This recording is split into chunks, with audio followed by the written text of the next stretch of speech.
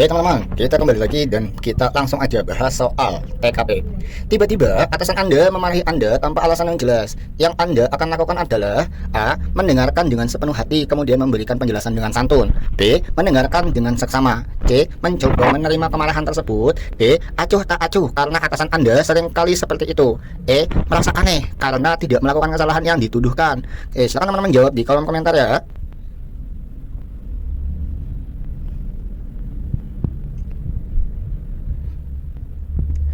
Oke, waktunya habis. Langsung aja kita bahas.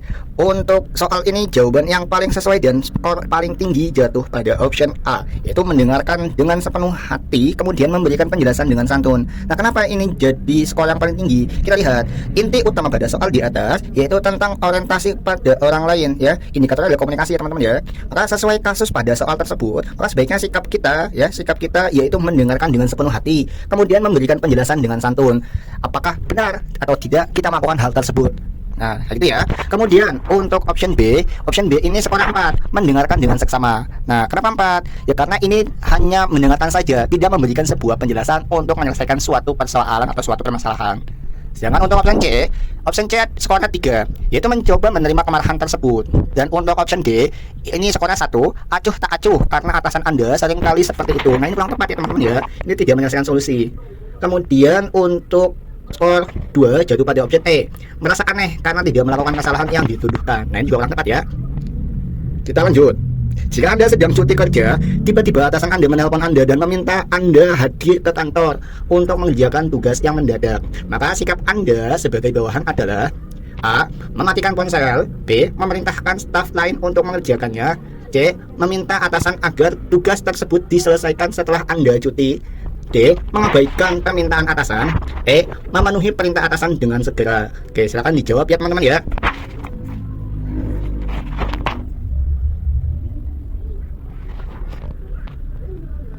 Oke, waktu habis teman-teman. Kita bahas aja. Jadi untuk soal ini jawaban yang paling sesuai dengan skor yang paling tinggi jatuh pada option E, yaitu memenuhi perintah atasan dengan segera. Kenapa jawabannya E? Kita lihat inti utama pada soal di atas yaitu tentang orientasi pada orang lain. Maka sesuai dengan kasus pada soal tersebut, sebaiknya sikap kita yaitu memenuhi perintah atasan dengan segera ya. Meskipun kita sedang cuti dan tiba-tiba atasan kita menelpon. Kalau ditelepon atasan artinya atasan benar-benar percaya kepada kita bahwa kita adalah orang yang bisa bertanggung jawab pada perusahaan. Nah, seperti itu. Kemudian untuk option A itu skornya 1, yaitu mematikan ponsel. Nah, ini justru menimbulkan masalah ya teman-teman ya, bukan menyelesaikan masalah.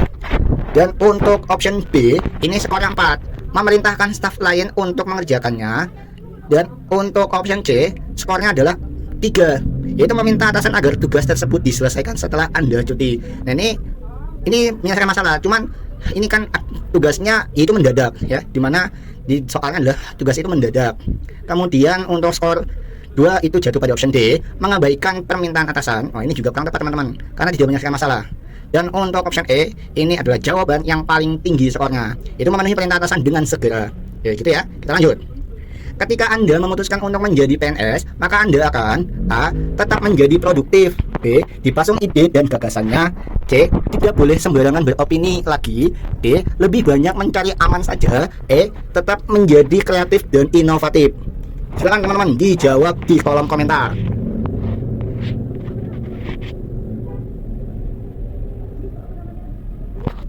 Oke, waktu habis teman-teman, kita bahas.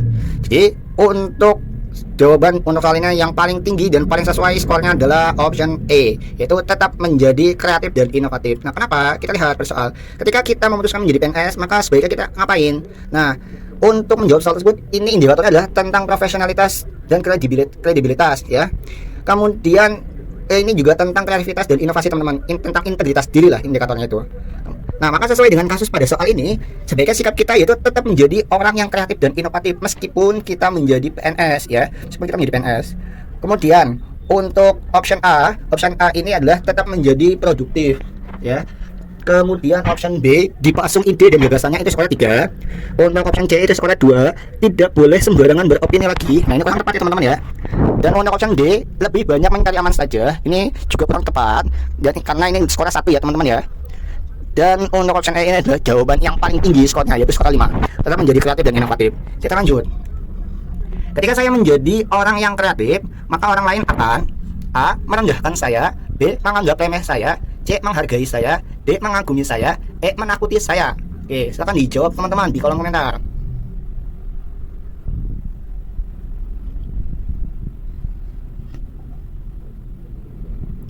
Oke, waktu habis teman-teman, kita bahas. Untuk jawaban pada soal ini yang paling sesuai dengan skor yang paling tinggi jatuh pada option C, yaitu menghargai saya, ya, menghargai saya. Nah, kenapa? Kita lihat lagi, inti utama pada soal di atas yaitu tentang kreativitas dan inovatif, ya. Dan tentunya indikator adalah tentang integritas diri. Maka sesuai dengan kasus soal di atas, sebaiknya sikap kita adalah menjadi sosok yang selalu dihargai oleh orang lain, ya. Kemudian untuk option A itu skornya 1, merendahkan saya. Nah, ini kurang tepat ya teman-teman ya. Karena ini juga salah satu sifat yang kurang baik. Untuk option B ada option B ini skornya 2, menganggap remeh saya. Dan option C ini skornya 5, menghargai saya. Sedangkan option D itu skornya 4, mengagumi saya. Kemudian untuk option E itu skornya 3, menakuti saya, ya. Jadi gitu. Kita lanjut. Untuk menjadi seorang PNS yang kreatif dan inovatif, maka Anda harus A. berani bereksperimen, B. rajin membaca, C. berani dikritik, D. ikut tren saja, E. berdiam diri saja. Silakan teman-teman dijawab di kolom komentar.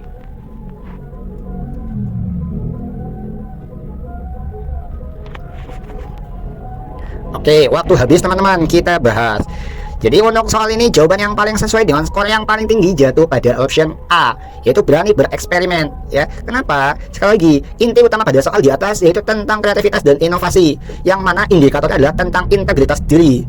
Maka sesuai dengan kasus soal di atas, sebaiknya sikap kita yaitu harus selalu berani bereksperimen, karena itu adalah ciri-ciri orang yang kreatif, ya. Kemudian untuk option B itu skornya adalah 4, rajin membaca. Dan untuk option C skornya adalah 3, yaitu berani dikritik. Dan untuk option D ini skornya 2, ikut tren saja. Dan untuk option E ini skornya 1, berdiam diri saja. Nah, ini kurang tepat ya teman-teman ya. Kenapa berdiam diri saja skornya 1? Ya jelas, karena ini tidak mencerminkan sifat atau karakteristik orang-orang yang kreatif dan inovatif. Nah, jadi gitu. Kita lanjut.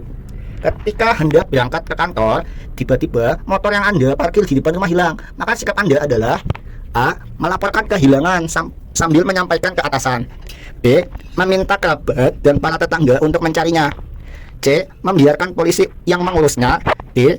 tetap berangkat ke kantor karena itu lebih penting, E. berangkat ke kantor dengan pikiran tak karuan. Silakan dijawab.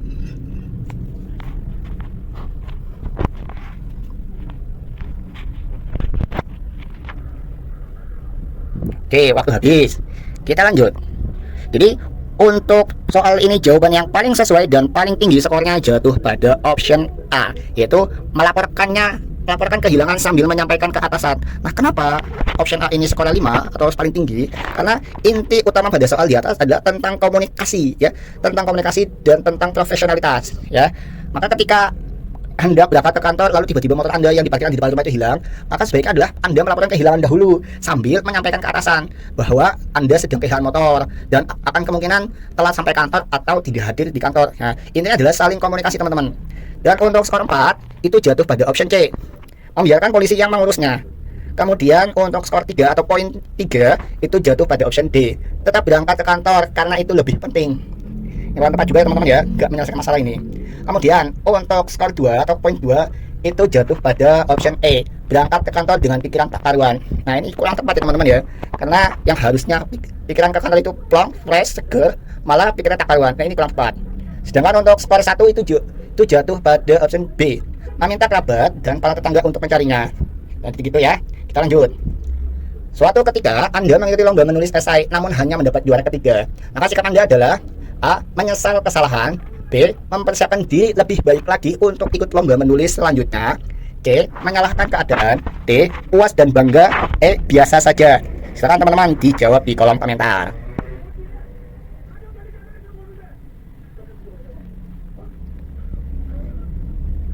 Waktu habis, langsung aja kita bahas. Jadi untuk soal ini jawaban yang paling sesuai dan paling tinggi skornya adalah option B, ya. Option B ini skornya adalah 5. Yaitu tentang mempersiapkan diri lebih baik lagi untuk ikut lomba menulis selanjutnya. Dan untuk skor 4 atau poin 4 itu jatuh pada option D, puas dan bangga. Dan skor 3 atau poin 3 itu jatuh pada option E, biasa saja. Untuk skor 2 yaitu jatuh pada option A, menyesal kesalahan. Ya.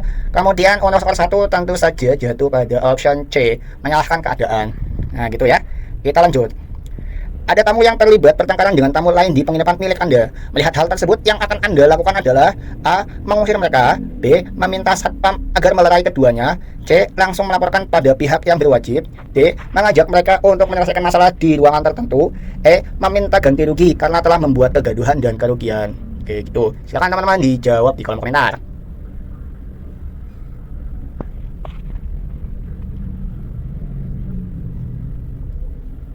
Oke, waktu habis. Langsung aja kita bahas. Untuk soal ini, jawaban yang paling sesuai dengan skor paling tinggi atau poin yang paling tinggi jatuh pada option B, ya. Poinnya itu 5.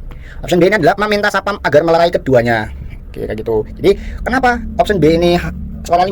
Karena ingat, untuk menjawab soal TKP itu harus win-win solution, ya. Harus benar-benar dicarikan solusi dan benar-benar menyelesaikan masalah, ya. Sehingga tidak ada permasalahan baru yang muncul, kayak gitu. Nah, kemudian untuk skor 4 atau poin 4 itu jatuh pada option D, mengajak mereka untuk menyelesaikan masalah di ruangan tertentu. Nah, ini tepat, cuma tidak benar-benar menyelesaikan masalah. Khawatir adalah ketika di ruangan tertentu tersebut masalah makin panjang, kayak gitu. Sedangkan untuk skor 3 jatuh pada option C, ya, langsung melaporkannya pada pihak yang berwajib. Kayak gitu. Kemudian untuk skor 2 jatuh pada option E, meminta ganti rugi karena telah membuat kegaduhan dan kerugian. Nah, ini kurang tepat teman-teman ya. Justru ini akan membuat masalah baru. Dan untuk skor 1 atau poin 1 itu jatuh pada option A, mengusir mereka. Ini juga kurang tepat. Oke ya, gitu ya. Kita lanjut. Dalam suatu seleksi bidang, Anda lulus di bagian penjualan. Padahal, bagian yang Anda inginkan adalah bagian diklat keuangan. Maka yang Anda lakukan adalah A. Berusaha bekerja secara optimal, B. Menolak pekerjaan tersebut, C. Berusaha agar Anda tetap dapat mengerjakan urusan di bagian keuangan, D. Mempertimbangkan tawaran tersebut, E. Meminta bayaran lebih mahal untuk pekerjaan di bagian penjualan. Silakan teman-teman dijawab di kolom komentar.